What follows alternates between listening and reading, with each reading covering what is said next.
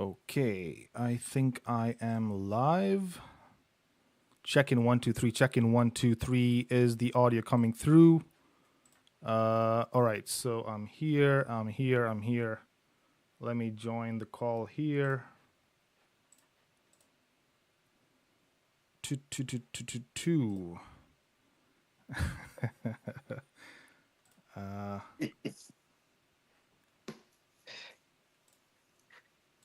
Mr. USIU. That's what's up. Oh, hang on a second, bro. My audio is not coming through my headphones. Okay. Give me one moment.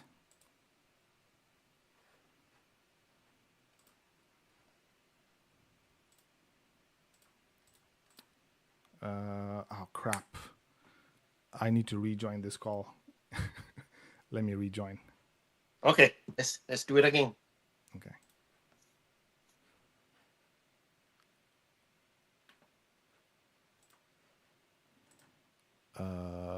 One second here, guys. What is going on today?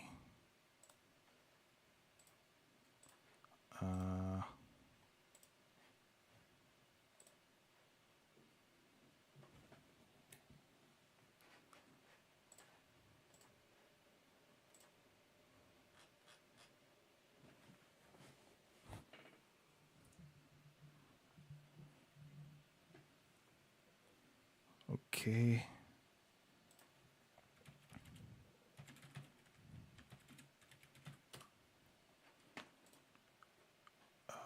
One second here. Guys, if you can hear the audio from my microphone, do post a live chat on the stream. And I just know that the audio is coming through. Let's test this intro video.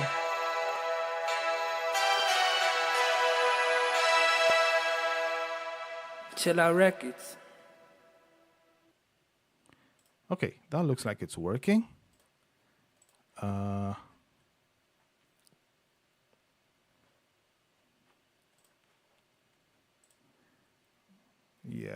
Okay, so I think I should be in a good place. Okay, copy link address. Open it in the browser. Okay, let's go. Let's see if this is going to work. Joining the call for the second time. Hopefully, it should work.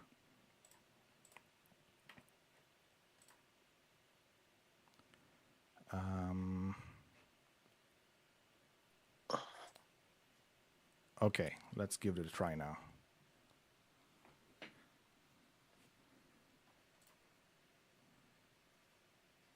There you have it. Mr. USIU. That's what's up. Can you hear me fine?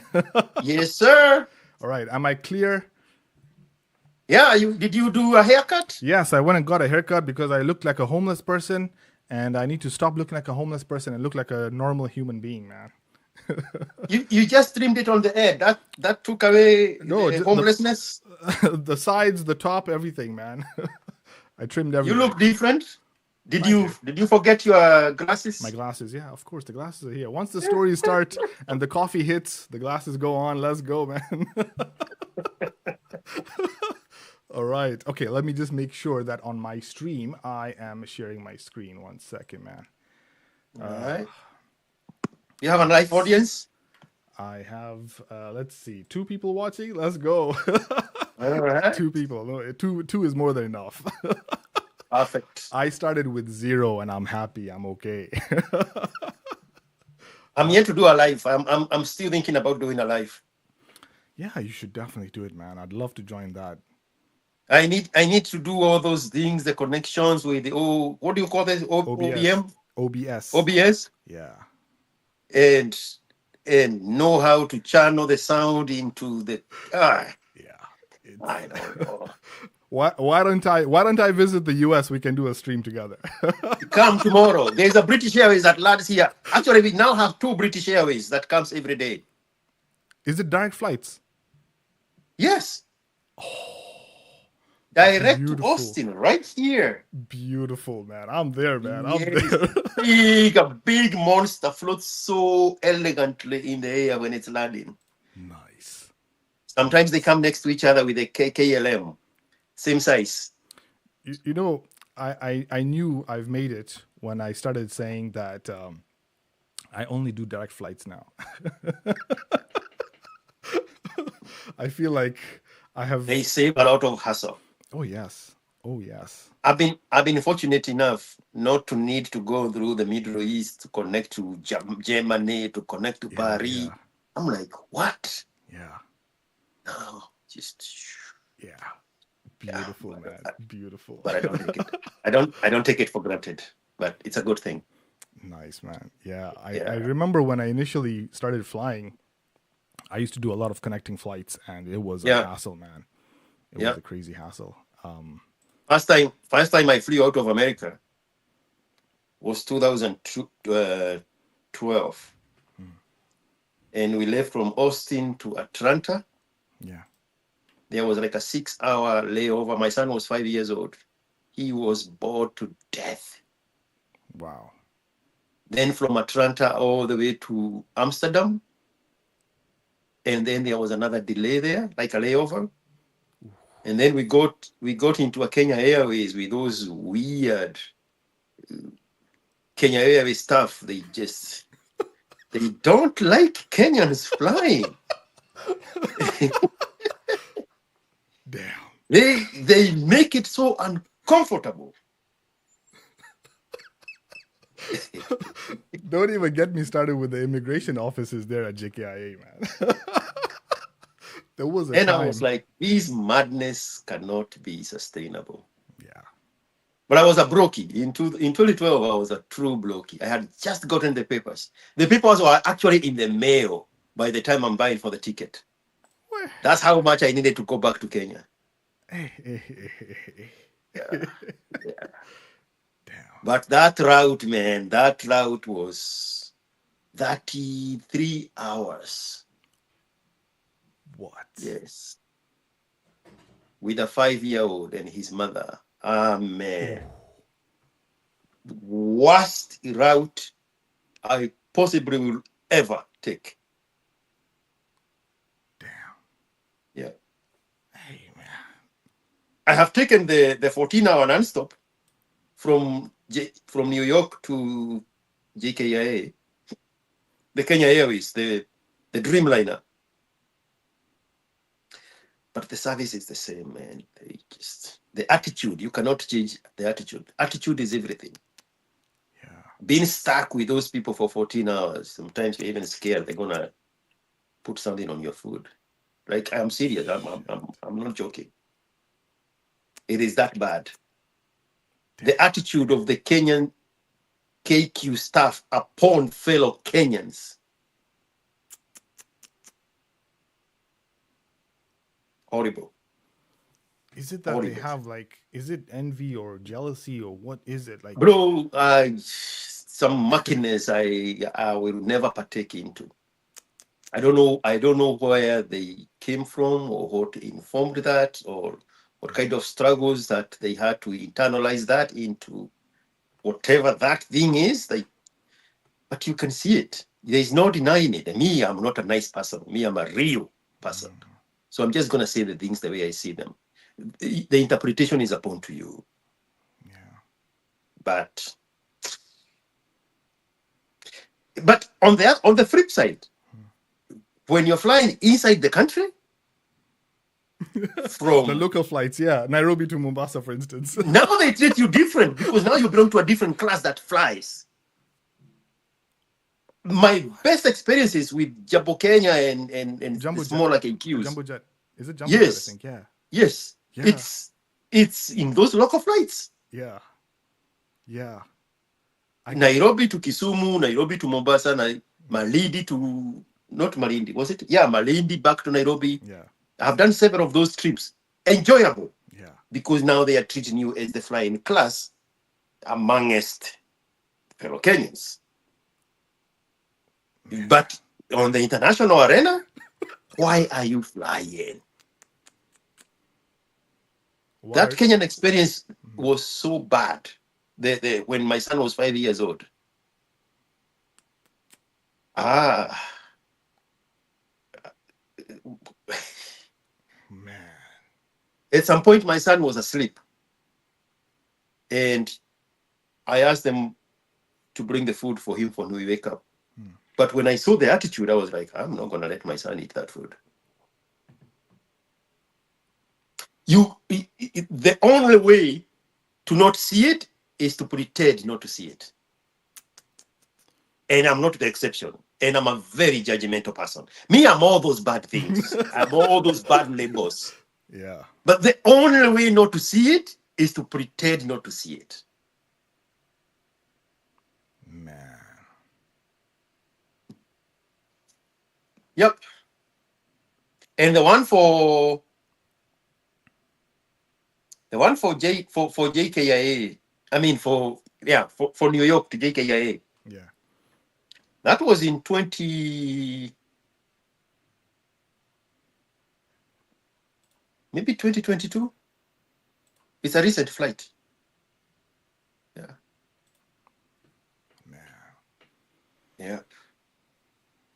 Anyway, is the heat wave gone? Is it cooler now in the heat England? The heat wave is finally over, man. It has been. Yeah. But you know, the thing about the UK is we'll have heat for maybe a few weeks, and then it's back to that gloomy, miserable, gray, gloomy weather. And we're back to that weather, of course. So today I've not even bothered opening the curtains because I don't even want to look outside. It's just The inside look like the outside. I've made it in such a way, at least the inside looks better than the outside. Yeah. But man. So when the heat wave was on, it burns that murkiness, then the sky get clear. Yes, it does. We have clear blue skies. We don't have any Whoa. gray. Yeah, it's beautiful. Okay. But sometimes it gets. But you cannot see it unless the weather is miserable. Yeah, obviously. There are days during winter, especially even before we get into winter, you will have clouds for weeks. You will never see the sun. You will never see the sun. You know, when I moved here, people back home in Kenya were like, dude, you've become so white. What's going on? And I'm like, dude, this is because of not seeing the sun for weeks. You know, at least my face now matches the rest of my body. But they're like, dude, like, what's going on? Like, it's only vampires that can live and survive here in the UK. That's how gloomy the weather is here, man. It's miserable, and it messes up with people's emotions and mind and psyche. Yeah. You've heard of this? I never knew about this, actually. There's a sickness actually associated with it. I can't remember the name. Some kind of a depression. Yes, some kind of depression. Yes. Mm-hmm. Because of the lack of sunlight. Yep. I never knew about this. The first year was hell for me. I didn't know what was going on in my mind. I was like, am I going crazy or what? I wanted to destroy everything. Yeah. Is that gloominess? Yeah. Yeah. And then the only thing people can turn to here is mostly just buying expensive stuff, flaunting their expensive stuff, and you can see that divide between Zone 1 in London and the rest of the zones. In fact, anyone living out of Zone 1 in London, they're treated like peasants. Those guys are driving Ferraris, Bentleys, they're on a different level, man. And that's the London we know. Yeah. The inner circle. Yeah, the inner circle, exactly. Yeah. And their job now is just spend money, blow as much money as they can, and compete amongst themselves who has the best. There's no family, there's no gathering, there's no community. It's just about screw everyone, let me make as much money as I can and flaunt it. Yeah. Trying to impress people that don't really even care. So it's man, a crazy world, when you walk around the central London, the downtown that you people call central London, man, you get to see some expensive cars and lifestyle that is like, whoa, this is crazy. This is crazy. Yeah. The first time we were in London, we stayed in Mayfair on purpose because I had heard about the lifestyle there. Yeah. Whoa. unbelievable. We were beside ourselves, the kind of cars parked outside Yeah. in Mayfair, in everywhere you go, everywhere you look, Yeah. everywhere you look. It's like crazy. There was a time I was just walking around with my friends. Like every 5 minutes, you see a Lamborghini Aventador just driving by, or a Bentley, or a A Ferrari, Rolls yeah, Royce. or a Royce. Exactly, Yeah, man. yeah. It's A like, Culligan.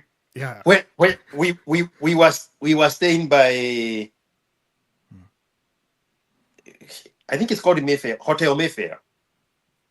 ooh, And nice. just off the window, there was a pub, like an Irish pub.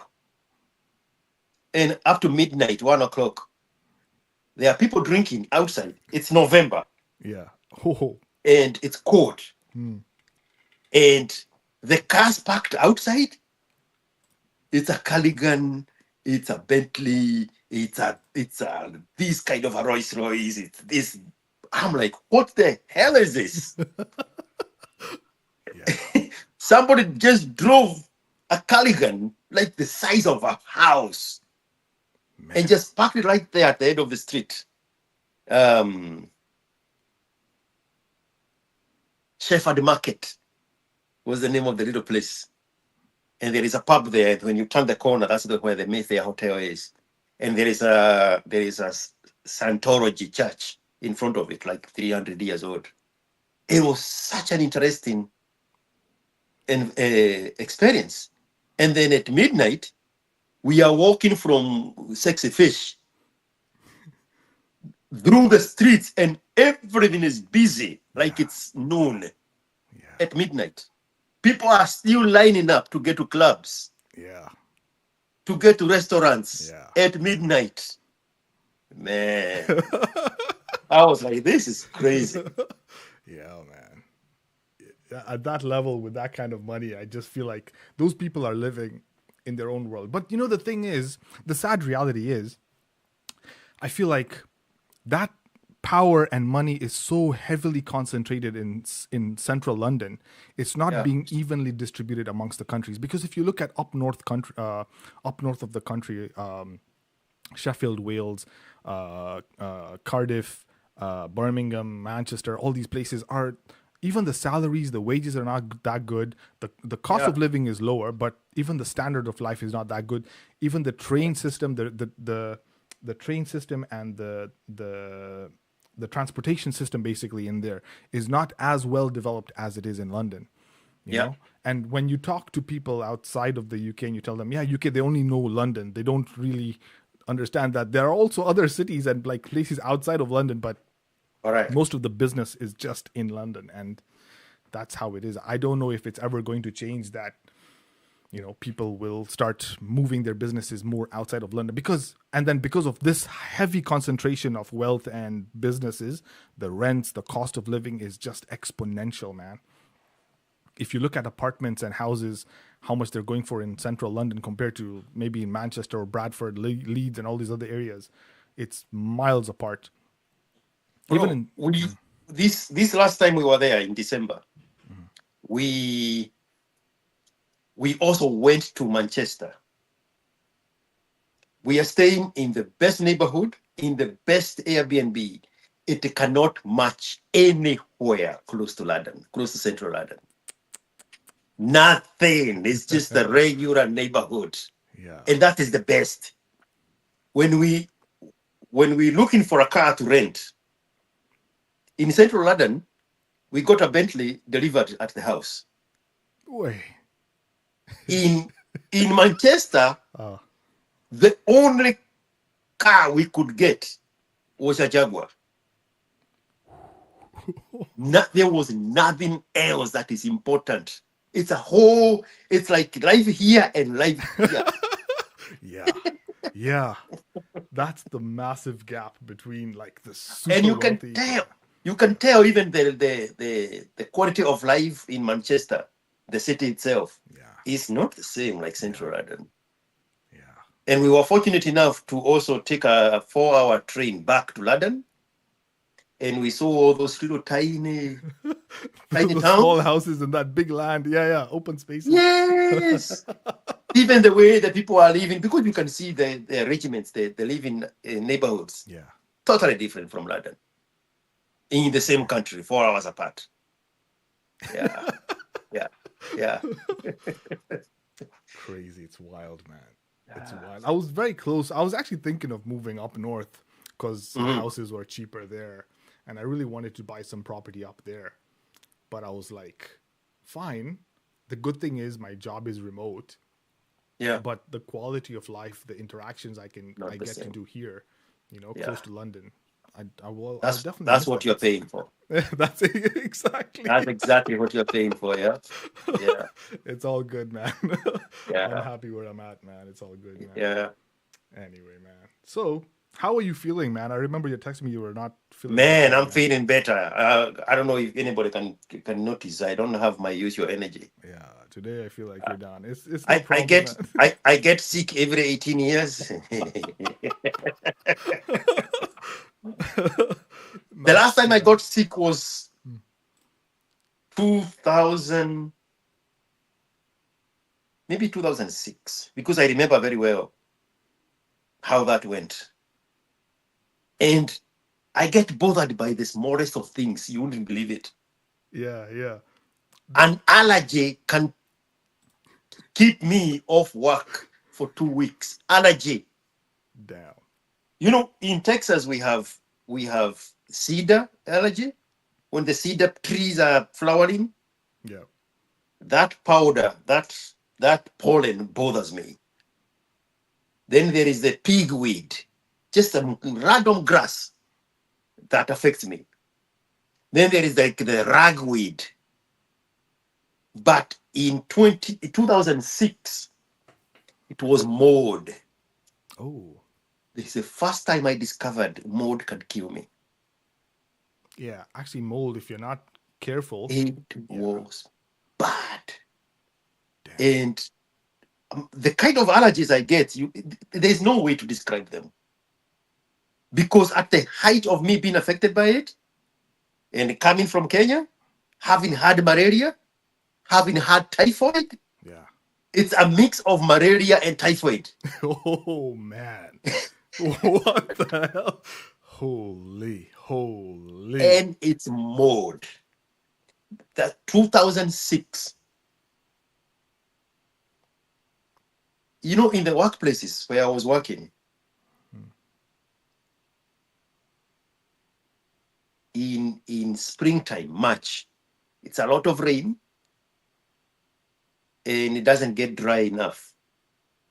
So when they clean the carpet, that machine is not going to dry the whole carpet underneath, because American carpets they put another layer of some stupid thing there, like a soft sponge Yeah, yeah, yeah. between the concrete and the carpet, and that layer still is wet.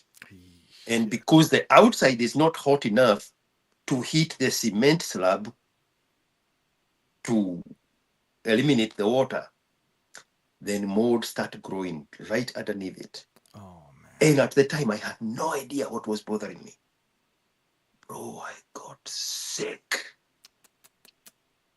I don't know what it is.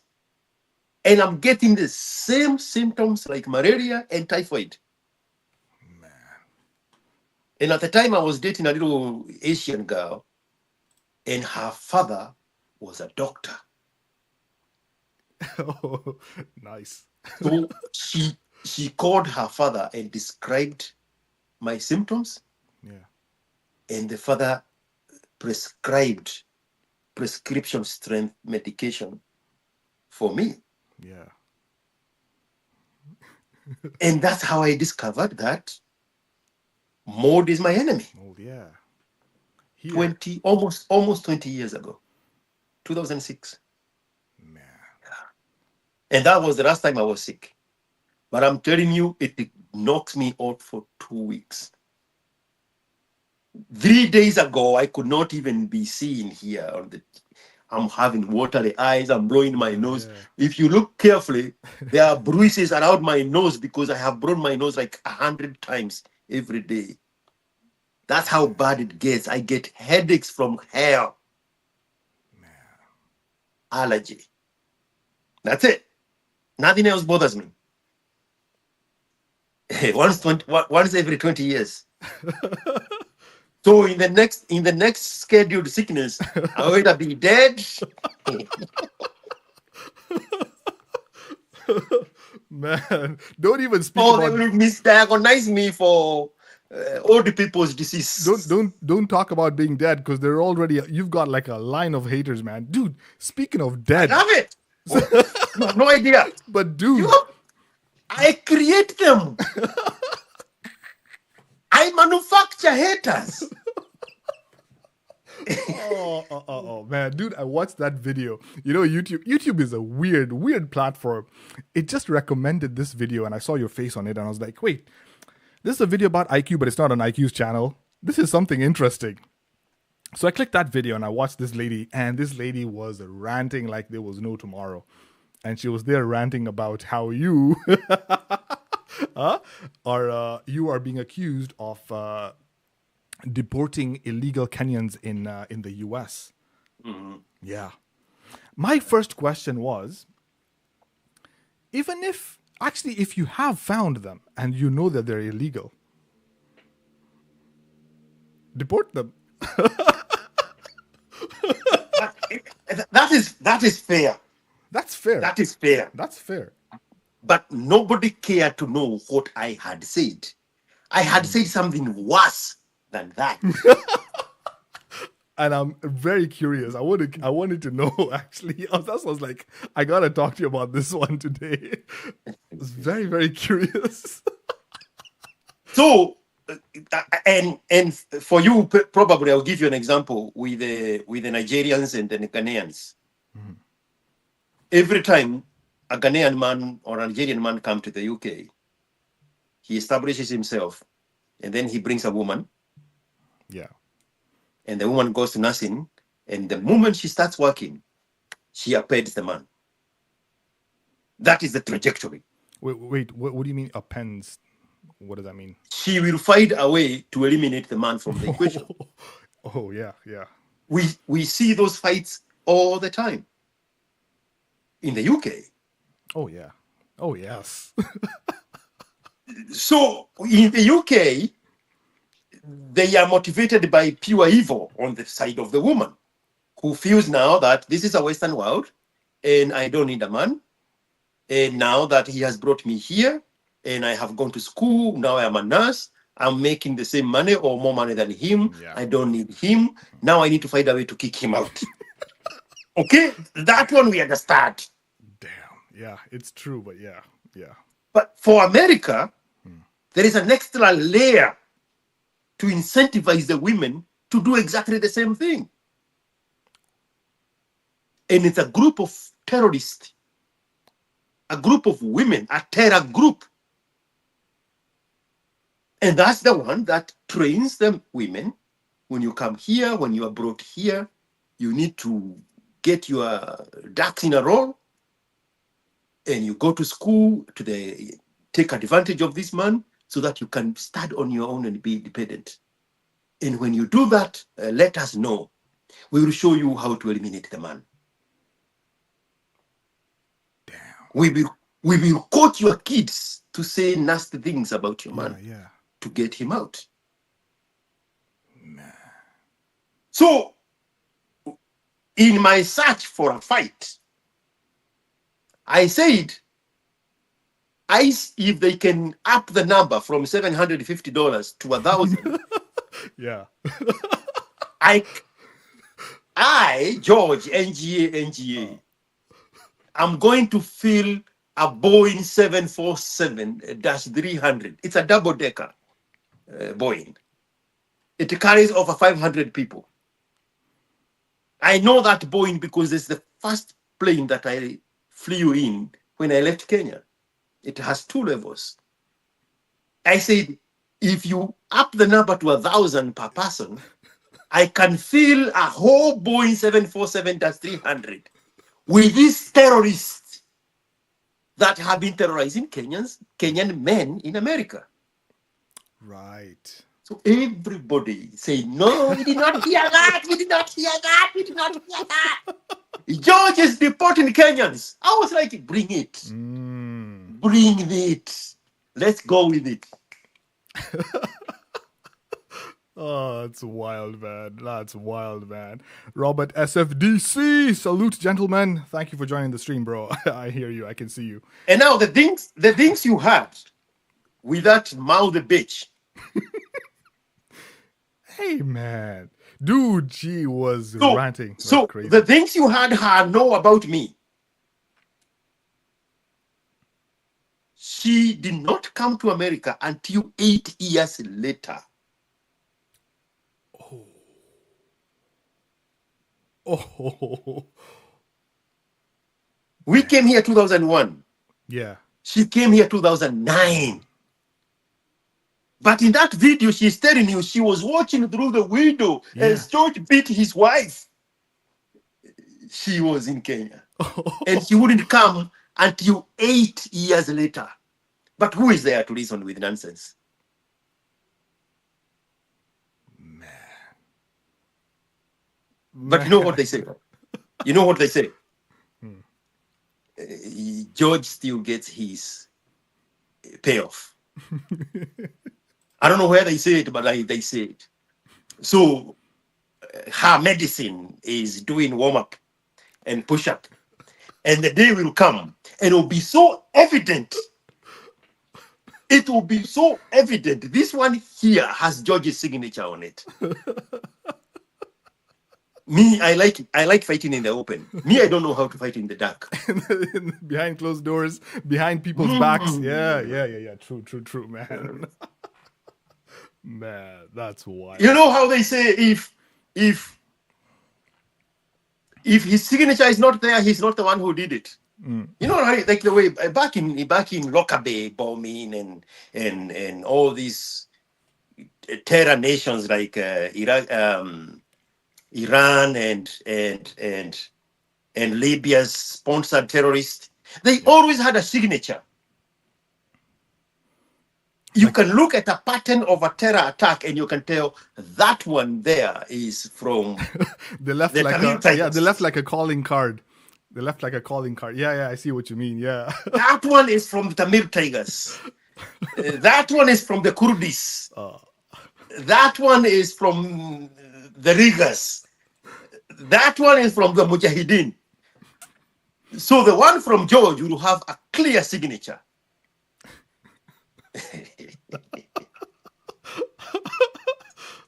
That's wild, man. That's wild. Anyway. Man, today I wanted to share some stories with you, man. Oh, here we go. We always go. I always have stories. Here we go. Get ready for some stories, man. I always have stories for days, man. So let's get started, man. We've got people here. Daniel Mungai Duguna, welcome to the show, bro. Let's go, man. What happened this time? There's always something that's happening, man. I like to share these stories because I never really got a chance to really talk to someone about them. And even the people that I did share my stories, I didn't complete the stories and we ended up just parting ways. And like you mentioned, you know, old friends who don't grow at the same speed at which you're growing, you can't connect with them anymore and you just move on. So, and I was like, since I'm doing this whole podcast thing, might as well just do it. If anyone has any questions, I'll be like, refer to this video, come and watch this video. My story is here. I don't have to. Is this a podcast? Am I in a podcast? Is that what is happening here? Well, actually, that's a good question. No, I just want to know. I need to say hi to mom. Hey, mom, I made it. I'm in a podcast.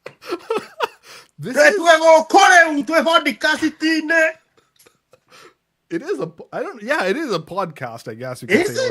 It's a story, kind of a get together and share ideas and stuff, I guess. But when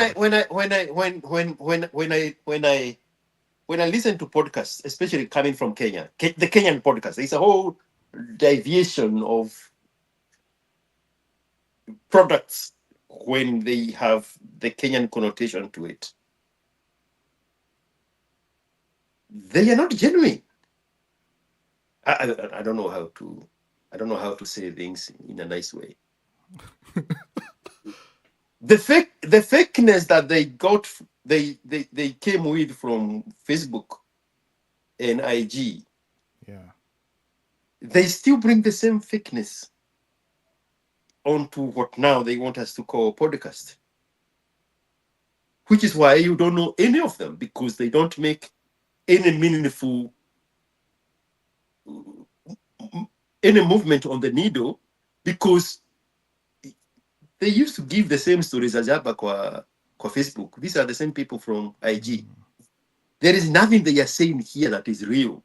It's all fakeness. Yeah. And they have to make sure that nobody there is going to be offended. So they will say something and then you hear them retracting because they just figured out mentally, that story is not going to go well because it's going to reveal, like here, something had happened and we cannot talk about that. So it's so tiring. Dude, that's absolutely right, man. It is so tiring. Just listening to people just weaving themselves with a thread because they don't have the freedom to make a full sentence. And this is just they are doing. They created that for themselves. Damn. And when you hear something from a podcast, it's a sound bite. Yeah. And it's a sound bite because it's the only truth that was said there. Out of all those lies. do you know that woman called Yame? She has a different name now. No idea. Something Muriungi. Ask the guys on your live space. Yeah, you guys just drop a live chat. Robert SFDC saying nothing from them is original or organic, more of a scripted play chasing clout. I understand the clout chasing part. I get that. And it actually... one moment before we deviate. Okay. So this woman, she used her character on Facebook and IG was Yame. Okay. Then she rebranded now when she's doing whatever you are calling podcast. Right. And now she called herself somebody Muriungi. I'm sure about the last name. Murugi. Maybe. SFDC will tell you. Mm-hmm. And the only time we see a podcast setup is when now the truth slips out. Like in the case of Yame. Robert is saying Eve Murigi. Murigu. No. Murigu, if I'm pronouncing that correctly. No, you're reading it wrong. Eve Murigu? No. Yame. She's a large woman. The other one... Very, very mouthy. The other name he's giving is Murugi Munyi. That one. Right. That one. Yes. Right. That is Yame. Right. So the only time we see a setup is because there's a soundbite. And the reason there's a soundbite is because it was the only truth that escaped. And if you ask anybody listening, they'll tell you exactly what I'm talking about. Where she said that she had a boyfriend who was somebody else's husband, and the only places they could meet was in clubs, and the only place they could sleep together is in the club's toilets. What? What the French toast? That's the only time you hear about the podcast in Kenya. And I'll give you another one. Kwa Box. Mm-hmm. She's a radio personality. Very passionable, very likable character. Right. She has or used to have, I don't know if it existed, because again, the only time we get to see a podcast setup is when a truth escaped. And the one I'm remembering is when she said in one of those podcasts, there is a little weak boy that hangs out with her in that podcast and a girlfriend of hers. And she said one time she went for an interview and there was the person, the boss was a woman. And when she got there, she was kept waiting for the longest time. Unbeknown to her, the boss, the woman, wanted to clear everybody out of the queue so she can corner her because she swung the same way she swings, except she wouldn't even say that she swings that way herself. So she's giving this story like this one here, Arinikatia. Those are the only moments, the sound bites of what is a podcast in Kenya. Nothing is the same fakeness. It's the same biting of the tongue. It's the same mental calculation. Who is going to be affected by this? By now, what I have just said, I would have changed the sentences 9 times. Because there's so many people I owe allegiance to and that I'm scared of offending and coming off as saying the truth because we need to color this truth. So I was making a joke. Is this a podcast? Because I've never seen one. Right. Okay, that makes sense now. Holy crap. Holy crap.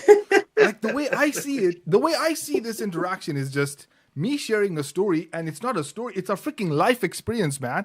This is something that has actually happened to me in my life. Not with Kenyans, bro.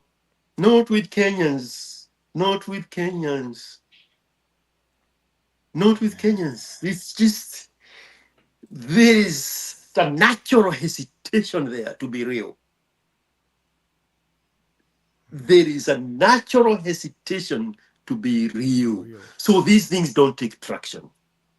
Bro, the kind of podcast I listen to, even before podcast like blossomed. Yeah. Back in the day when radio was still radio. Yeah.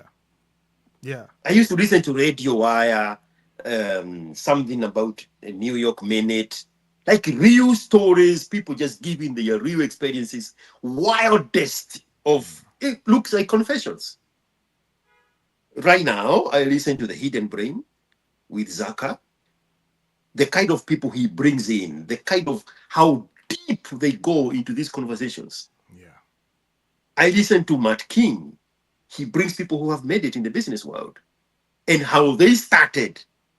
Well, in Africa, to begin with, nobody can talk about how they made money because nobody can talk about how they made money. So that section of, dude, of business motivation, done. This is just who we are. I don't even know how to respond to that. I don't even know how to respond to that. Shit. Pure fakeness. Do you feel like, is it society that has made people like this? Because, you know, the way I look at it from my perspective, right? And I remember you saying, look at the confidence I have to just be real and just share these stories with you. And when I think back and I'm like, why am I being this way? I've already been down there at the bottom. I've been burnt and hurt. And I know what it feels like to be down there. So that place is familiar to me. There's nothing I can say now, and I'll go back there and be like, what? Okay, I've been here before. I can climb back up. It's not a problem. Once you have the formula to make money, formula to get out of whatever shit you're in, that's you're it. done. That's it. A formula is a formula. You can take it anywhere. Yeah. Once you have a formula to make money, it does not care what is it you do. You have the formula. You can leave corporate world and go succeed in farming in Nyagatogo on the slopes of the Aberdares mountain. Yeah. All you need is a formula. But now you are in the middle of asking a question. I was just intrigued that you have the same sentiments I have had to keep say for the longest time. All you need is a formula. Yeah, but not only just that. The other point I was trying to make was this restrictive behavior that people have on how they're what they're sharing and the fake personalities that they're portraying out there, trying to save themselves. And and the other thing is I've seen on social media those times when I used to be on Facebook and Instagram and all these other people, when you meet them in person and you see them online, those are two different people, different personalities. They have a different narrative in one platform, a different narrative on a different platform, and you meet them, they're totally different, and you're like, I don't want to be this kind of a person. So who are you trying to please, or who are you? It just, like, for me, it just doesn't make any sense. And especially when I was down there in the dumps, when no one really gave a shit, that's when I realized, who am I trying to impress? At the end of the day, I need to put food on the table. That is the same thing I keep asking myself. Why would anybody do that to themselves? Create different characters. When do you know when you are who? You see these people canceling on Kibe. They plan an interview and then they cancel. It's because they are not sure which character to present. Yeah. I mean, he has brought politicians before. Right. He brought Sifuna. He brought this super genius guy. What is his name? Babu, we know. We know, yeah. But to get somebody to be themselves on camera is totally different from when the camera is off and they are there sipping cognac Mattel. Totally different characters. Yeah. And I'm like, why do we need 5 different Georges? What is wrong with this one? Who am I protecting from me? Because it cannot be that I'm protecting myself from somebody. Who are they for me to protect myself from them? Yeah. Because when I was pumping gas at the petrol station wearing a red shirt, where were you then? Yes. Where were you to shame me then? Exactly, man. Exactly. Because if there is a shame that can happen, it could have happened then. And I have used that moment as my inspiration. So you have no role in my life whatsoever. Anything you say, I'll turn it to my advantage. It does not matter what it is. It does not matter what it is. It does not matter what it is. Anything you can say about me, in my next sentence, I'll turn it to my advantage. Anything. Go cook something, bring it tomorrow. Let's see how that works. Nah. Anything. That's wild, man. That is wild. It's a crazy world we're living in, man. What is Robert SFDC saying? Was laughing a few hours ago this morning about the aspect of formula of making money and guys thinking they have leverage over one in terms of business.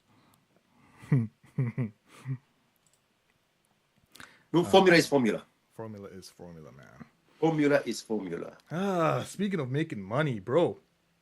This story I wanted to share with you was about these two women that had really whipped me into shape. Huh? But before we get into the women part, and how these women came into my life. These are the Wamamas. The Wamamas. You've had your share of older women? Oh yes, absolutely. I think every man has to go through And this older woman was in the US, bro. Allah! And let me not jump ahead. Get up here. let me not let me not jump let me not jump ahead. Sheikh Gitongo, you're here. All right, thank you for tuning in. Let's get started, man. All right, so I was doing my internship. I just finished USIU. I got internship. I got actually quite a few offers from different companies. So there was Safaricom, there was Deloitte, there was Kraft Silicon, there was another company. I can't remember the exact name. It was one of these broadcasting companies. I can't remember exactly which one. They were all looking for IT people, and I was like, okay, where do I go? Where do I go? At that time, when you're desperate, you will take the first offer that you get, because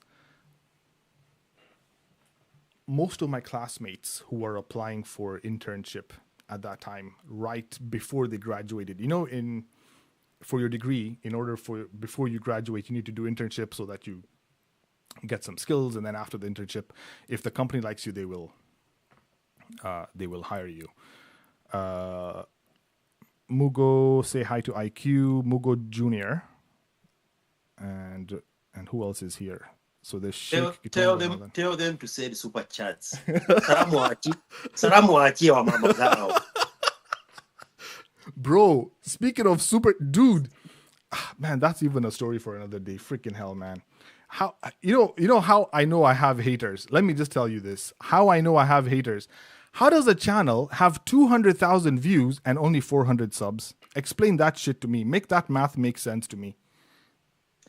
I got to a point where it almost started bothering me, because I have. You have 1 million views on your YouTube. I checked the last time I checked. You probably have more. Yes. And you have 14. So when I look at my audience,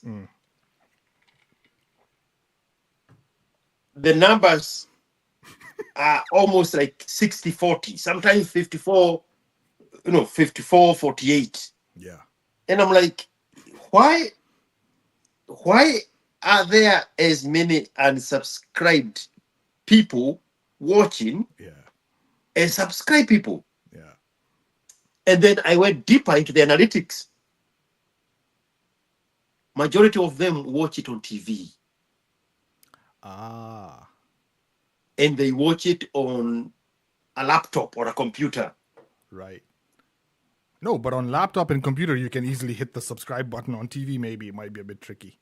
On TV, because when you do it on TV, you have to navigate the cursor all the way to the like. So that's understandable. And on TV you cannot leave a comment. Yeah.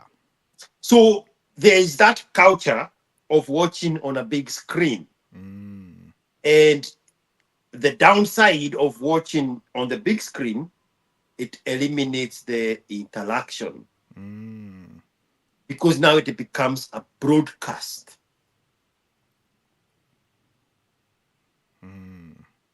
When people are watching on a big screen, they are watching a broadcast. Yeah, it's like watching when they are watching on the phone, this is an interaction. Yeah, true. Right? True. So you can like, you can comment, you can send super chats and super thanks. Interaction. Yeah. Over there, that is broadcast. True. So that is the give and take between the viewership and the reach. If majority of the people being reached are interacting with your content on a bigger screen, then the aspect of personalized interaction gets lost in the transaction. Because sometimes I look at my videos, and what my biggest wish would be people commenting. Because I'm a guy who is interested in what people are thinking. Yeah. And it's very counterproductive, because people think I'm opinionated. So I don't pay attention to what other people are saying. But that's not the case. My opinion is informed by other people's opinion. That's how I get to shape mine. So I would want more people to interact. And there is no negative comment on YouTube. YouTube is not Facebook. Yeah. YouTube is not Twitter. Yeah. A comment is a comment. And if you want to label a comment negative on YouTube, I interact with those more than regular people commenting, because my first priority is my subscribers. Yeah. I interact and respond to my subscribers. Well, my members first. Yeah. And then the subscribers that have an open badge to say they review their subscriptions, then I interact with that. But below that, a comment that would be viewed as negative, I want to interact with that one, because I am interested in that opinion. Yeah. So my biggest wish would be for more people commenting on YouTube.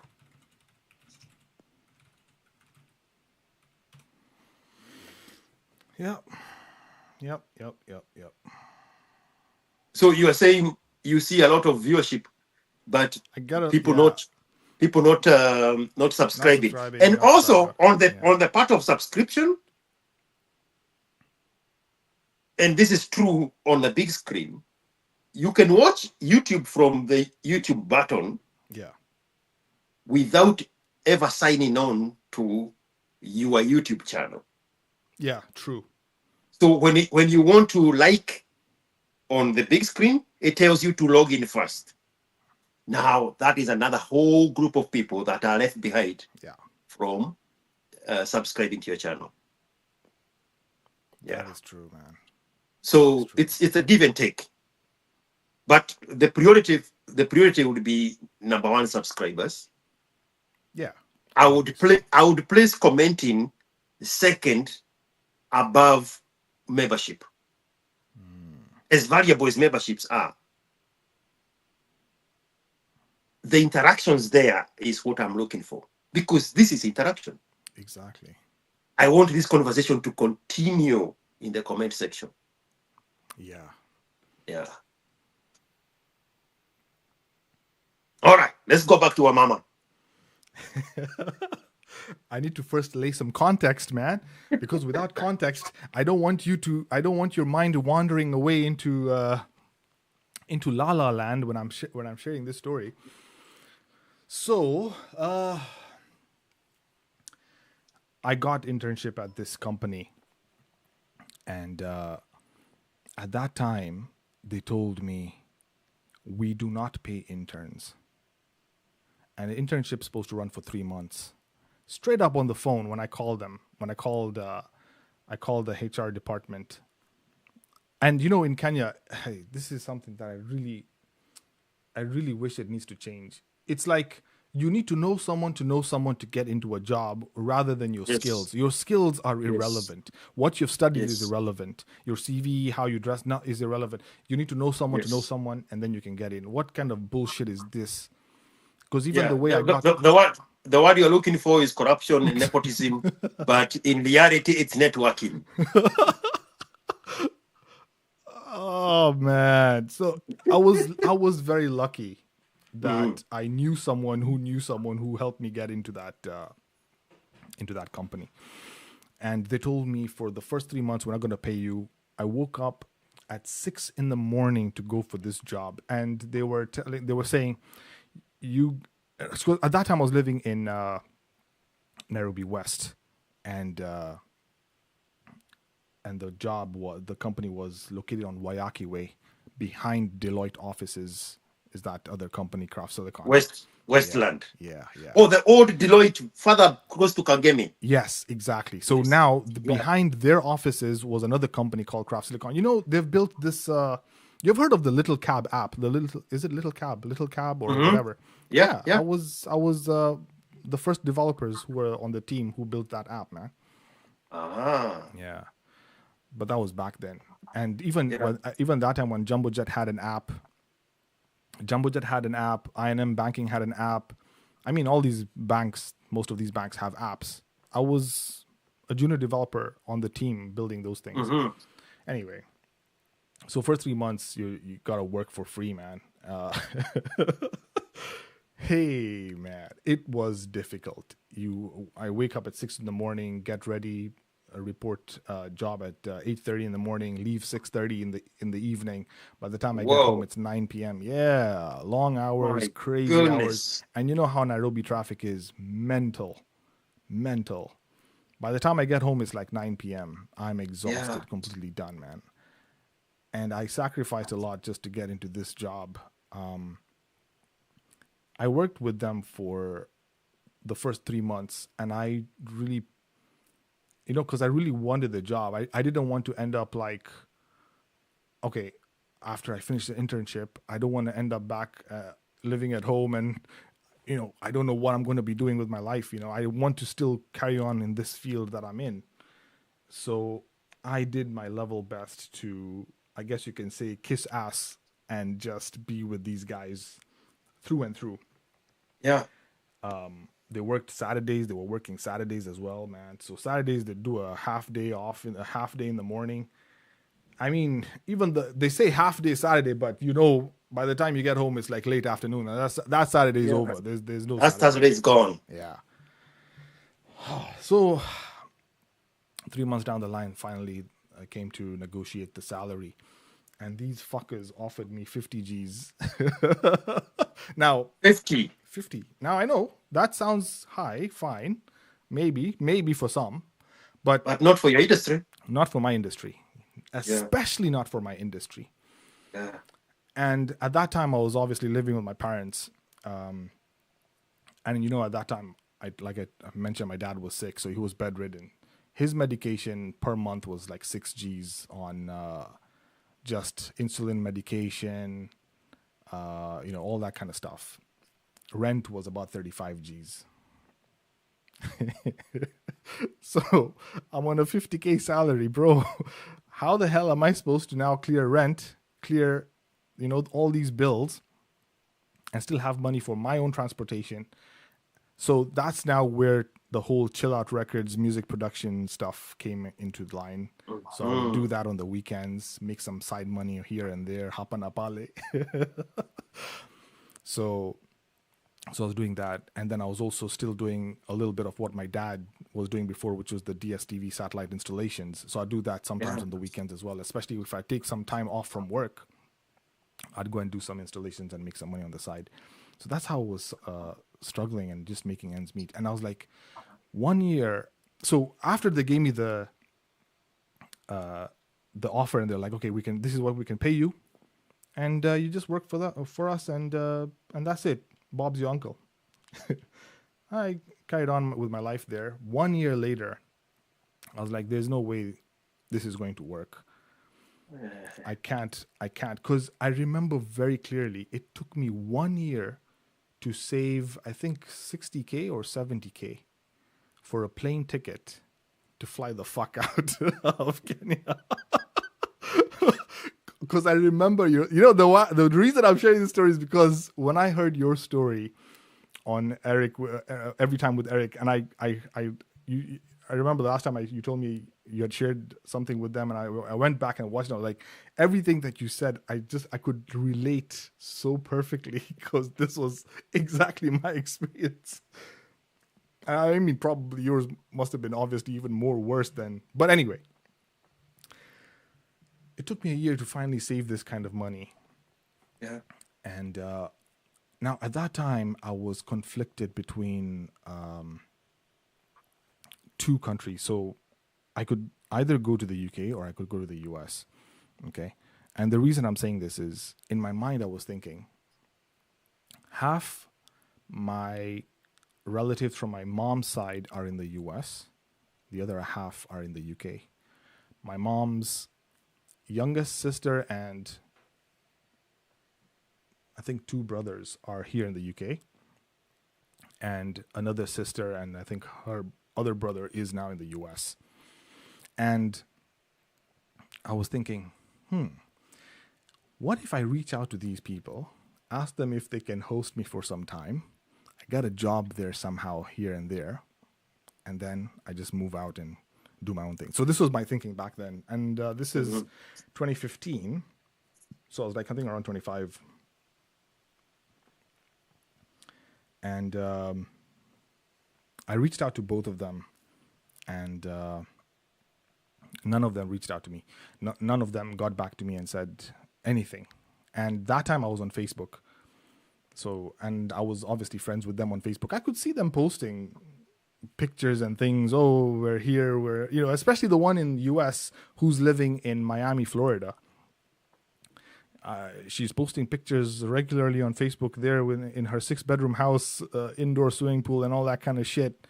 They're living life, lavish. And I'm like, is there a way maybe I can squeeze myself in here and then, build myself up from there? Because I don't see myself carrying on in this company with a 50K salary. It's not really going to make sense. And I looked online and I'm looking at, at that time, 2015, the job market in the tech industry was booming. Yeah. They were looking for developers, like they were handing out free money. They were like, we'll give you free money. Just come and work for us. Yes, I remember that time. It was wild. And that was the perfect time for me to make the move. So I saw companies that were offering work permit in the US, in the UK, but obviously in the UK didn't really need one. I had the right to work UK, didn't have the right to work US. But there were companies that were willing to sponsor because the demand was so high. And especially if they found someone from outside of the US, they would have paid them cheaper. But even their cheaper would have still been way better than what I was currently making in Kenya at that time. Yeah. even for today's money, that's not even $400. Yeah. Even for today's money, it's not even $400. Yeah. Yeah. Yeah. So I was like, man, I need to move the freaking hell out. I reached out to these two aunties. None of them reached back to me. None of them got back to me. And that time I was on Facebook. I came across this woman's profile and we started talking. Now in comes the first woman. So this woman was a 33-year-old living in Phoenix, Arizona. Okay. Yes. I'm not going to give too much details, obviously, but that's all I can. And at the time you were 23? At that time I was 24, 25 there. Okay. Because I was still doing internship. So this was 2015, 2014. Yeah. So 24, 25 there. And she starts talking to me. We're just, just casual conversations. And in my mind, I'm like, yeah, I want to go to the US. And she's in the US. Maybe if we date, we can get married or something. I get the green card. Oh, my life is set. I was like, oh, yeah, I've hit the jackpot, man. I've hit the jackpot. Because both my relatives, both my aunties haven't gotten back to me. So I need some point of contact there that can help me now lay the groundwork so that I can now start. So I thought maybe this woman might be the answer to my problems. So I started talking to her back and forth here and there. The normal texts now moved to flirty texts. Now we exchanged phone numbers and now we're talking. Mm-hmm. Now, on her Facebook profile,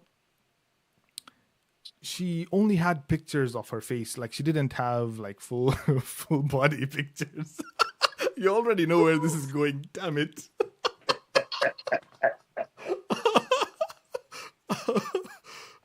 So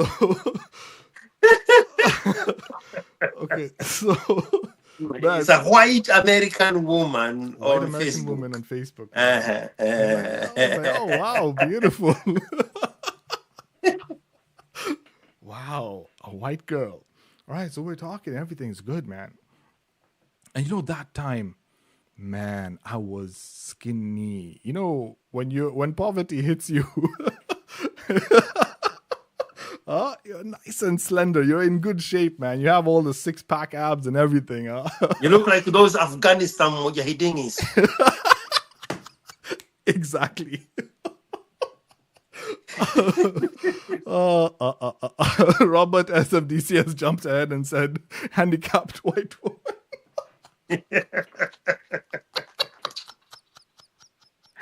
No. Oh, Get catfished when you're thinking you're the catfish. yeah. So in my mind, I'm thinking, I'm going to use this woman to get ahead in life. And in reality, she was actually using me. Anyway, so conversation goes nice and good. Hey, we're now on WhatsApp. Now, you know, the time difference is so fucked because in Phoenix, when it's probably like morning or something, and I'm heading home from work now at that point. 5:30, I think 5:30 or something, she'd text me. And it's morning over there, and I'm now heading home. I'm exhausted. I'm done. But she was willing to compromise and call me at her night when it was daytime for me. It's like she would wake up at like 2, 3 in the morning, and she was willing to stay up late to have a conversation with me, you know? And I was like, wow, man, she's really interested in me, and she wants to, you know, take things to the next level. Now, she brought up the whole idea of, why don't we get married? You can come and live with me. And I'm like, who are you living with? She's living with her mom. And guess what she works as? She works as a nurse. So I was like, how old are you again? She's 33 years old. And at that time, I was 25. Living with her mom. She's living with her mom, working as a nurse. Then she slowly and gently creeps in and says, oh, by the way, I got divorced and I have 4 kids. Kenyan.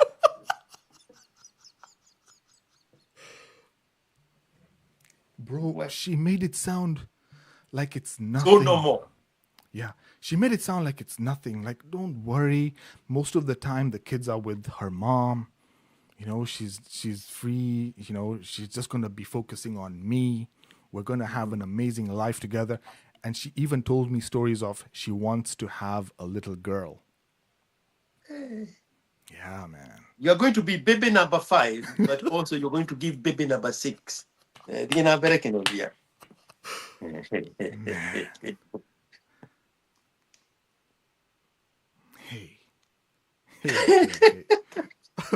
Robert, your life is going like this. Yeah, my life is like going like this.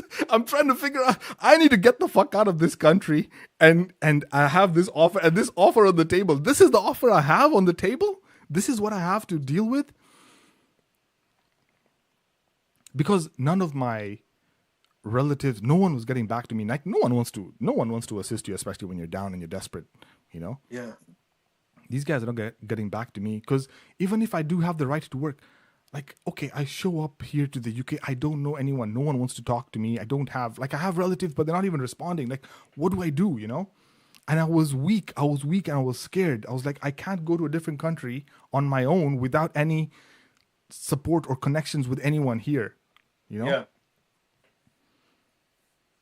And the other problem was obviously the money. If I had enough money, maybe I would have been able to afford to accommodate myself, go for the job interviews and all that kind of stuff. Because even the interviews not the interviews, but the applications I was making when I was in Kenya for both the US and the UK, all the applications, they would come back and say, are you in the country? Can we physically meet? You need to physically show up for the interview. We don't do, at that time, there was no online. They weren't doing anything online. There was just, you come to the office, we meet you, we have the interview. Yeah. And I was like, fuck. I need to go. I need to get the freaking hell out. So she was one option. And I was like, okay, let's give it a try. Let's see. Dude, she had planned out everything. She told me, look, don't worry about accommodation. You come and live with us. We can get married. You'll get the green card. You'll be able to work. She was even doing job searches for me and showing me, look, in this area, this is how much you can be making as a software engineer. Oh, wow. Look at the salary software engineers are making here in this country, in this state. And I was like, wow. She was giving me that dream of how much money I can be making when I'm there. So my auntie from the UK gets back to me on Facebook just when I'm about to make my mind up and say, let's go to the US. Whoa. Yeah. This close. This close. She had captured me like this. She was like so sweet and kind and like, oh, don't worry, Asim. I'm here for you. I love you. The life here in the US is going to be amazing.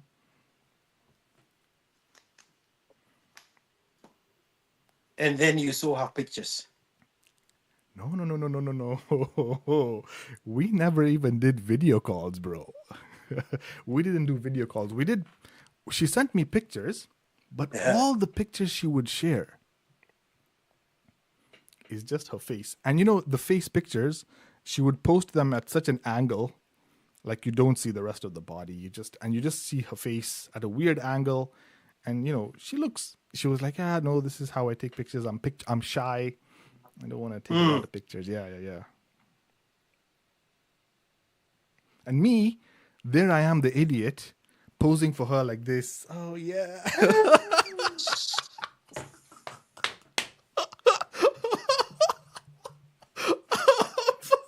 I'm saying, oh, babe, how do you want the picture? Babe, you want it like this? Should I show you the back? Should I show the front? Oh, man. So my auntie, she gets back to me in the UK and she's like, same look. Now, this auntie of mine from the UK, the last time I saw her was in 2006, 2005, maybe. Mm-hmm. Hey, a very long time ago, man. So 10 years. Yeah. Uh-huh. Yeah. I mean, a lot can happen in 10 years. Someone can change completely. Anyway, in my mind, I really respected her, she's my mom's sister, and she's my mom's youngest sister. She was, and she still is, obviously, 10 years older than me.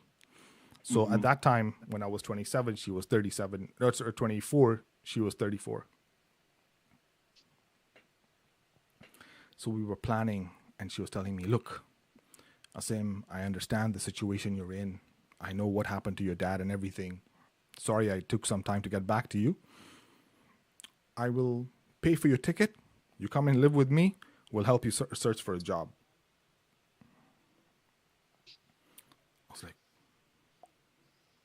wow. Now, on one side, I have the option to go with this 33-year-old with 4 kids and her mom. In America. But it's America. Yeah. And then the other option is in the UK with my auntie. Now, my auntie, she's living alone. She was divorced. She got married. She got divorced. She's living alone in a 3-bedroom house that my grandfather gave her. Now, the story of the wealth of my grandfather, let's not even go there. That's a story for another day because that guy is filthy rich, but I don't want to get into that. That story is different. Wow. Yeah, that story is different. Anyway. That is your maternal grandfather. Yeah. From my, obviously, my mom's side. So yes. So she's living alone. She's like, yo, I can host you. Don't worry. I got you, man. You just come through. I'm going to pay for the ticket. I know you can't even afford the ticket. I'll pay for the ticket. and you just come through. So even that money I was thinking of spending to go to the US, because I'd also done all the calculations. Okay, I'll pay for the ticket, I'll pay for this, I'll pay for that. That's all I can afford. And she was telling me, oh no, I'll don't worry, you don't need to pay for accommodation. You live with us, everything will be okay. I was like, man. Okay, at least with my auntie, I know her. This other woman, as much as she's showing me all these good things, I can't really trust this one. So I flipped the script, and I stopped talking to the girl in the US. I told her, look, something urgent has just come up. I will get back to you. And she was constantly calling, she wanted to know my every move, my every thought. She would message me daily, finding out, oh, how are you doing? What are you doing? What time have you gotten back from work? She would keep tabs on everything. But the conversation I had with my auntie, I kept that away from her, because this was my other plan. I was like, these are the two options that I have. These two options do not meet or know each other. Let's keep them separate. At least that was the one thing I was really happy I did. So keep these two separate. Okay. So my auntie got back to me and she's like, okay, look, you just come through and we get the show on the road. I was like, okay, let's do it. Make it happen. I told her, pay for the ticket. Let's do it. Now, you have to remember, this is a woman that I look up to, just like my mom. Because, my mom's sister, I kind of look at her like that. But I'm not going to expect her to treat me like her son, obviously. You have to remember that. She is a relative, an older relative. I treat her with respect. She's hosting me. So I have to be very mindful of how I behave in her house. So I understood where I had to stand. There wasn't so much I could say or do living with her. So I knew that from the beginning. And it was also something I was thinking about when I was thinking about moving with the girl in the US. Because I'm like, oh, damn, I will be living with her and her mom and her 4 kids. That's a lot of people I'm going to be living with. I'd rather just live with one person, because she's living alone. My auntie's living alone. Yeah. I was like, okay, one person is better. Obeying the rules of one person is better than obeying the rules of all these other 5 people. people. Yeah, 5 people. So I'm like, okay, it makes sense to move to the... Sheikh Gitonga is saying, why am I sensing something here? No, don't sense anything. Just relax.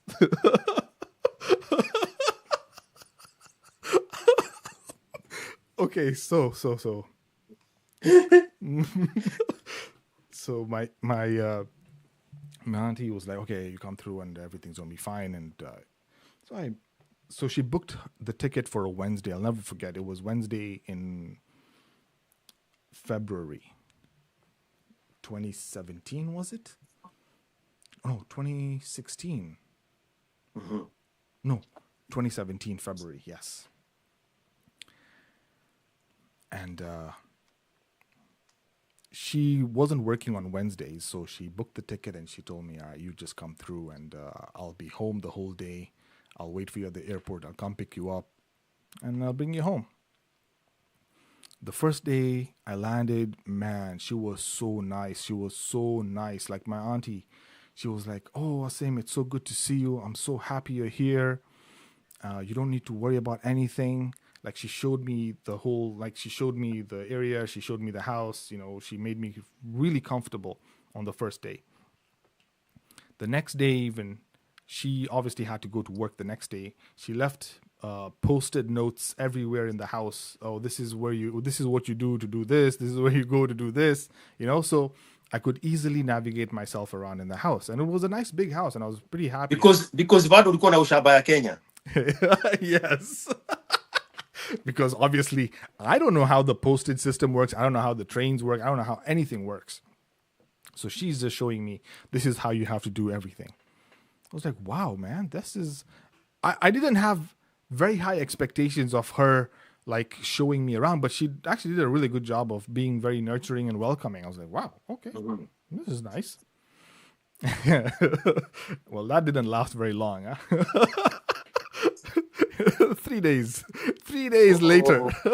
Uh-oh. Uh-oh. Uh-oh. Okay.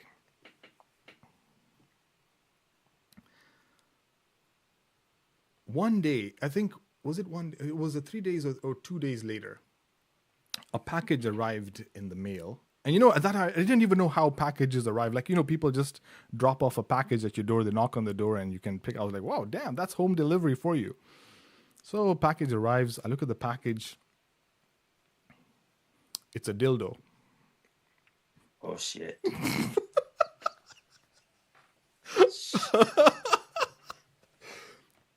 Now, I act like shit. Hey, I did not see this. So I mind my own business. I just put the package there on the table, and I go into the kitchen because she was in the kitchen at that time, and I tell her, "Hey, there's a package for you. It just arrived."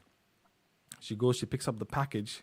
Now I think she already knew that I saw what it was, and I will never forget what she told me that day. She was like, "Asim, you do realize I have put my life on hold to have you here. I've put for you to be here. I have put my life on hold."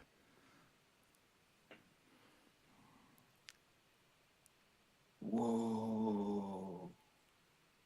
Yeah. You are being guilt tripped now. Yeah. You have invaded her life. Yes. Not only her life, but all the crazy crazy things she was doing. Obviously, she had a life before I was there, but And you have now interrupted that. I have interrupted those crazy And now things she she was doing. needs a diversion device.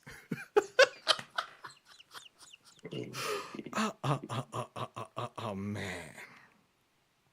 You know, the longer I stayed there, dude, so much changed in a span of less than a week of me being there, just trying to familiarize myself.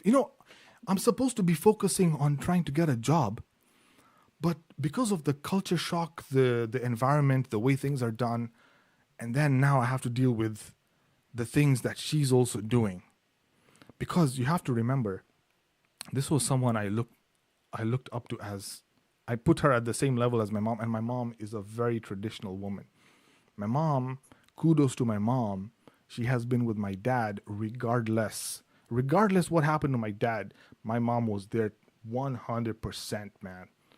She was there through thick and thin.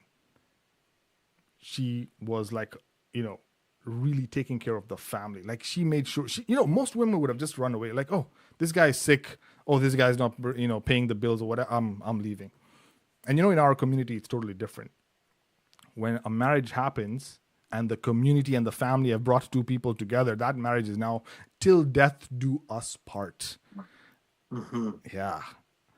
But anyway, my auntie, this is now my first interaction with a modern woman. There you go. I didn't even know what a modern woman is until I saw the things that I've seen with her, and I'm like, damn. Now you have to remember, we've put the first woman on hold, the U.S. woman on hold, because remember, I told her, please hold. I've parked that relationship. I've put it on hold. Now I'm dealing with my auntie here. As the days go by, the more interactions I'm having with this auntie of mine, I get to see more and more crazy. And I don't know how it is in your family, but it doesn't make sense for someone who's older than you to share all the stupid bad things that they've done in their lives with you. Like, okay, let me try and articulate this in a different way. If I'm 30 and I see a 20-year-old and I see a 30-year-old, the way I interact with the 30-year-old, because they're my age mate, would be different than the way I would interact with someone who's younger than me, right? Yeah. And even I would expect the younger person to treat me differently and obviously with more respect because we're not age mates. Yeah.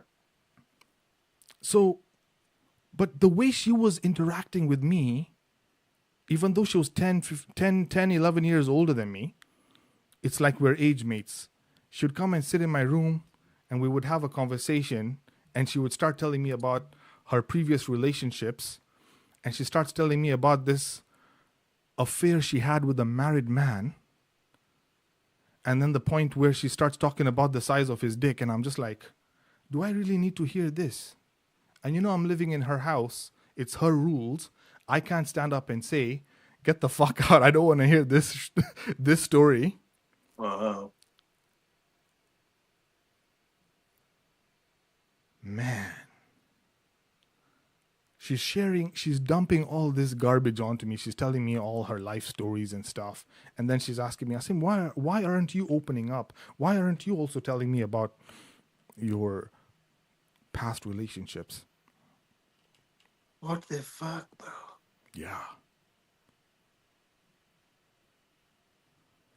It's like you talking to your son and telling them, oh, this chick I banged.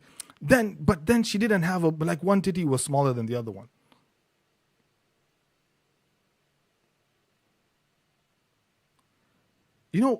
It's something so traumatic. Even when I think about it today, and I'm just like, why would anyone have a conversation like that with me?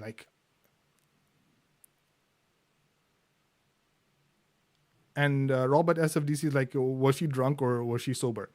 Now, that's the other part. When she would interact with the rest of the family, the grandfather, my mom, my dad, everyone, she was portraying this image of sober, holy woman. But I'm living with her. And dare I say anything, I'll be kicked out, obviously. Yeah. There I got to see her true nature. The number of men that were visiting the house. But she said she's putting her life on hold and she's using a gadget. Yeah. A stopgap gadget. So she's still bringing the men into the house. That was later on. The men who were coming in were now later on. Ah. Yeah. After she has performed this emotional insult on you. Yeah. Man. Whoa. And she's bringing Punjabis and... Bro, there were Italians, there were Indians, there were so many different races. Romanians. Romanians and all that kind of shit. There was a day I ran into a piece of paper. It was on the desk. That was the day I think it was my turn to clean the house. I was just cleaning the house and I saw a piece of paper on the desk. And over there, it was written in her handwriting, the translations of was between, I think it was Spanish and English, how to say fuck me harder. Wow. She was running a brothel in her house. She was the madam and she was the girl. Yeah. Holy fuck. Bro. I was dying to tell this to someone. I couldn't because obviously I'm living with her. The minute I open my mouth, I'm out on the streets. And I don't even have a job. And I'm trying to get a job. I'm trying to get an interview to begin with. Because even the interviews I was going... Now imagine with all these things in my mind, learning the environment, dealing with her fucking bullshit, and then I have to go and do a job interview. I was flunking the job interviews. I wasn't even performing well in the interviews, man. Shoot. For 1 month, I couldn't get a job. Because the environment is not conducive. Yes. Yeah. Now, remember the second auntie I was telling you who's living in the US? She finally gets back to me. Now when I'm already in the UK.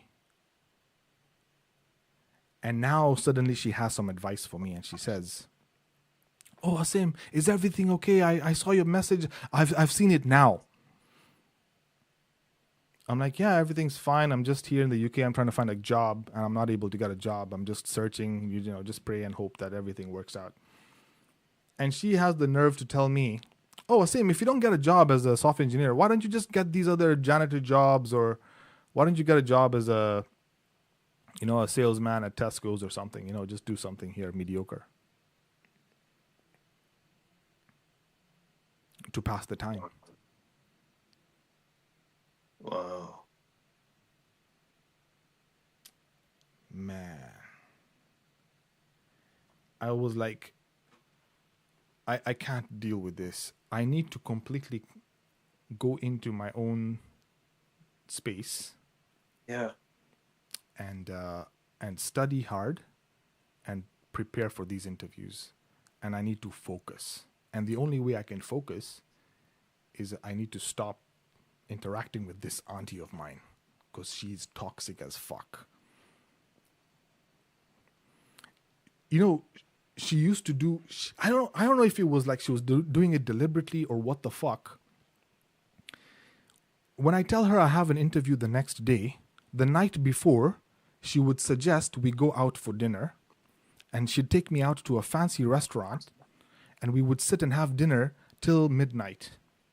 And I'm like, I need to be home. I need to sleep. I need to rest so that I have an interview early in the morning. But because it's her day off the next day, she doesn't give a fuck.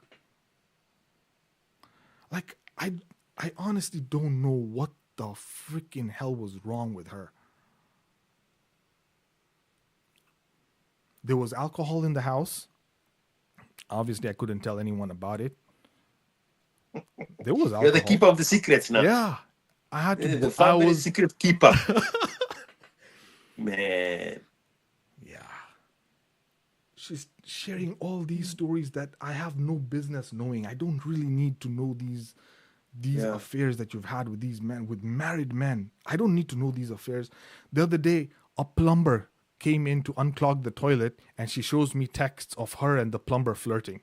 And I'm like, I don't need to see this bullshit. Wow. So I completely blocked her. You know what I used to start doing?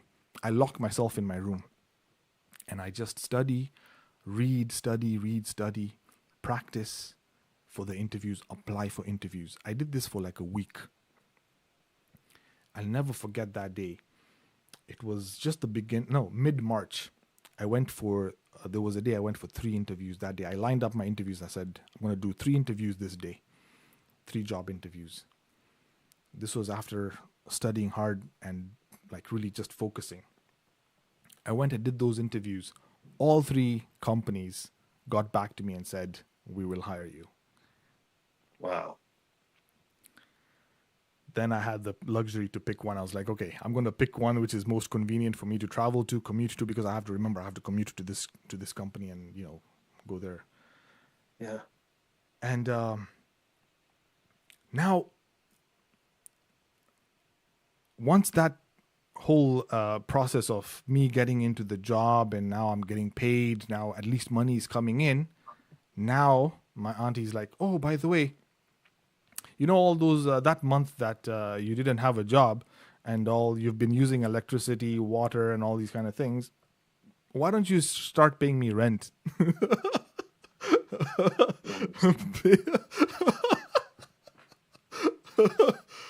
I was like, yeah, I understand that. I'm using the utilities and all that. I will obviously contribute to this. I understand that part. Then she went a step ahead and said, oh, by the way, even that money I spent on the ticket, you owe me for that, by the way. I was like, it's all good. It's all good.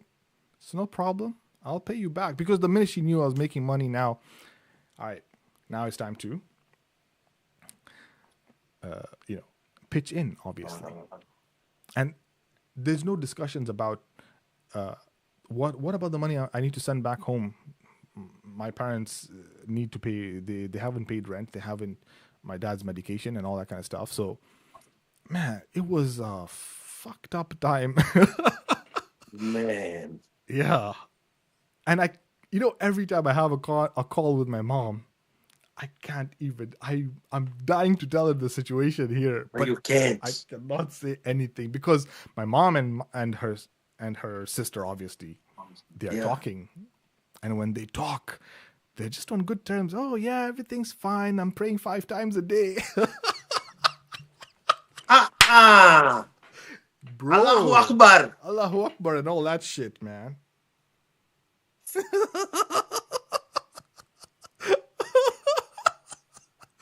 Man. The minute that phone closes, she's out the door, man. She comes back after 2 days. She was at some hotel or something with some guy. Whoa. Man. Anyway. Me. How long did you stay there?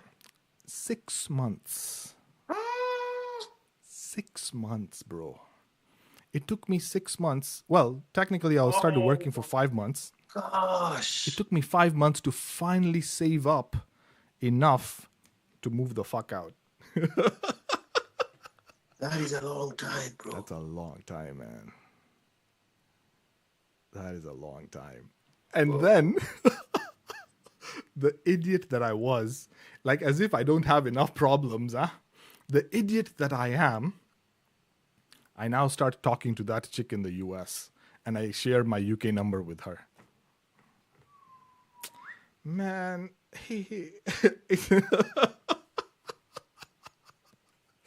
don't know, man. Sometimes I even ask myself, I say, really, man, you've already got all this shit in your life.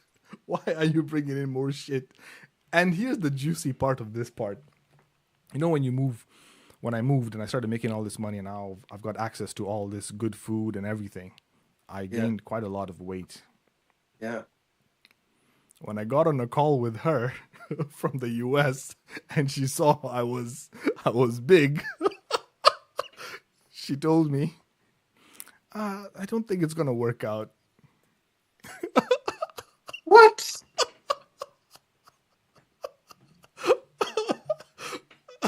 So it's like she saved me. Hey, Kenodias, you make a pitié. Obviously, man. But, Wow. yeah. Are you still in touch with your auntie? Now that is a conversation for another time. In fact, the whole story of what happened, how I left. Yeah. Man, that story is fucked, man. All right, let's do that. Let's make it part 2. We'll make it part 2. Yes. Because that part is, that part. Let's make it part 2. And the way I'm not going to say too much. Let's leave it Yes. Part 2. Hey, bro. Yeah. Yeah, man. That's life, man. That's life. You live life, you get experiences, and you grow up, and you're like, yeah, man. So that was it, basically, man. All right. So we do part 2 next time, and we continue with that story from there.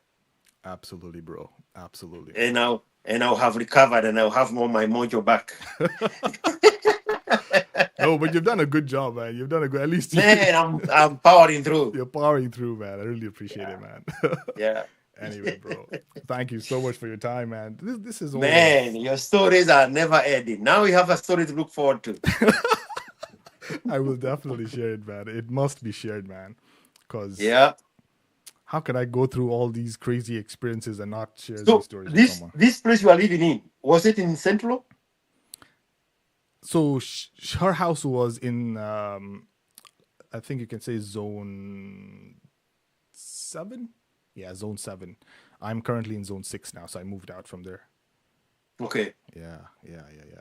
She was further away from London, central London. Okay. Yeah. So, and the job that I got now was in Zone 3. So I was traveling from Zone 7 to Zone 3. Yeah. Freaking hell, man. Even that whole journey. It took me an hour, 30 minutes just to get to the office. And I'd pay £200 a month for train transportation. Whoa. The whole thing. And even what happened with me at the job. Hey, man, that's even a story for another day, man. All right. We catch up from there next time, man. All right, bro. Take it easy. I really appreciate it, man. Thank you so much, man. Thank you so much. I appreciate you. All right, man. Take it easy, bro. All right. Next weekend, no fail.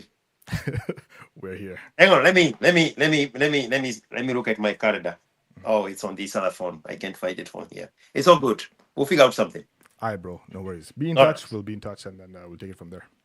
Perfect. All right, man. Oh, guys. Man. Thank you so much for checking out the channel, guys. If you haven't hit that like and subscribe button, please do it. And I'll see you guys in the next